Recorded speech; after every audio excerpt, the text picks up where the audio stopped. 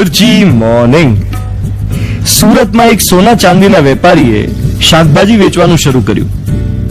3 અઠવાડિયા જૂના સમાચાર કેટલાય વખતથી મારા મનમાં ઘુમરાય છે કે સુરતમાં એક જ્વેલરે વેજીટેબલ્સ વેચવાનું શરૂ કર્યું. માણસ છે ને પાણીના પ્રવાહ જેવો હોય છે. જેમ પાણી પોતાનો રસ્તો શોધી લે એમ માણસ પણ ગમે તેવી કપરી પરિસ્થિતિમાંથી ઉકેલ કાઢી જ લે. ટકવાનું છે ને ભાઈ. આજકાલ નોકરીઓ જઈ રહી છે, ઘણાને કાઢી મૂકે છે, ઘણાને રિઝાઇન કરવા માટે ફરજ પાડવામાં આવે છે અને ઘણાનો પગાર કપાય છે. ઘણાને પાર્ટ વર્ક પાર્ટ પેમેન્ટ વાળી યોજનાની ઓફર મળે છે કે તમે જેટલા કલાક કામ કરશો એટલા જ કલાકના પૈસા મળશે, આખા મહિનાનો પગાર નહીં મળે. તો હવે એક ઉદાહરણ આપું. એક પ્યુનનું, ઓફિસ બોયનું, એની કોર્પોરેટ કંપનીમાંથી નોકરી ગઈ. હવે ત્યાં એને કેન્ટીનમાં જોયેલું કે મોટાભાગના યંગ પ્રોફેશનલ્સ અનમેરિડ હોય, વતનને છોડીને બેંગ્લોર આવ્યા હોય, પીજીમાં રહેતા હોય, એને ભોજનથી અસંતોષ હોય, ખાવાનું સારું ના મળતું હોય, ફૂડ સારું ક્રેવ કરતા હોય લોકો. ઇવન કોરોનાના ટાઈમે તમે જુઓ, જુનિયર રેસિડેન્ટ ડોક્ટર્સ જે છે એમને સમયસર સારું ભોજન ના મળ્યું હોય એવા કેટલાય ઉદાહરણો છે.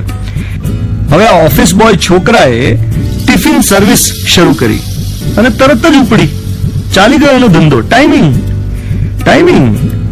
પ્રિન્ટિંગનું કામ કરતો માણસ, હવે પ્રિન્ટિંગ બિઝનેસને ધક્કો વાગ્યો. બધા ડિજિટલ કંકોત્રી માંગતા થઈ ગયા છે. એ તો કોરોના પહેલા જ થઈ ગયું હતું. તો શું ઇનોવેશન ના કરે? કરે જ.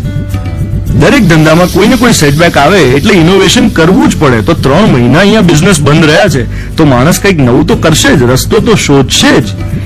કેટલાય ઇવેન્ટ મેનેજર્સ છે કે જેમનો ઇવેન્ટ મેનેજમેન્ટનો બિઝનેસ અત્યારે ન ચાલતો હોય તો વેબિનાર મેનેજમેન્ટ કરે છે એમના ક્લાયન્ટ્સ માટે. એક સ્ટુડન્ટ છોકરાએ પોતાના લોકડાઉનનો કેટલો સરસ યુઝ કર્યો. આદિબ મંસૂરી નામ છે એનું, અને એણે મને ઇન્સ્ટા પર મેસેજ કર્યો, ફોટા મોકલ્યા. એણે છે ને છત્રી બનાવી, અમ્બ્રેલા, સોલાર બેટરી ઓપરેટેડ પંખાવાળી, જેમાં સોલાર બેટરીથી પંખો ચાલે છત્રીની અંદરની સાઈડ. એટલે કોઈ પણ પોલીસમેન જે તડકામાં ઉભો હોય એ આ અમ્બ્રેલા યુઝ કરી શકે પંખાવાળી. અને મોબાઈલ પણ ચાર્જ કરી શકાય. આખો દિવસ મોબાઈલ ચાર્જ કરો અને પછી એને યુઝ પણ કરી શકો. આ પોલીસને એને ગિફ્ટ આપી જેથી એ તડકાથી બચી શકે, મોબાઈલ ચાર્જ કરી શકે અને પંખાનો યુઝ કરી શકે. જુવાપુરા 4 રસ્તા પર પોલીસને એને આપી. હવે આ જ વસ્તુને માર્કેટમાં મૂકશે તો ચાલશે જ ને. કહેવાનો મતલબ કે કોરોનાએ આપણને એક વસ્તુ શીખવી દીધી, અને એ છે કે માત્ર એક જ સ્કિલ પર આધારિત રહેવું જરૂરી નથી. તમારી અંદર કંઈક એવું બીજું શોધી નાખો જે તમારી નાણાકીય રીતે મદદ કરે, ફિનાન્શિયલ હેલ્પ કરી શકે. અત્યાર સુધી જે કામ કરતા હતા એ સિવાયનું એક કામ એવું શોધી નાખો જે તમે કરી શકો, જસ્ટ ઇન કેસ પહેલું કામ ગુમાવી દો તો. You are listening to Mirchi. હું છું ધ્વનિત, તમારી સાથે.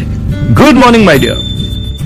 આજનો દિવસ પૂરો થાય ત્યાં સુધીમાં વિચારી લેજો કે તમને બીજા કયા કયા કામ સરસ આવડે છે કે પછી શીખવા માંગો છો. બોલાવે તુझे યાર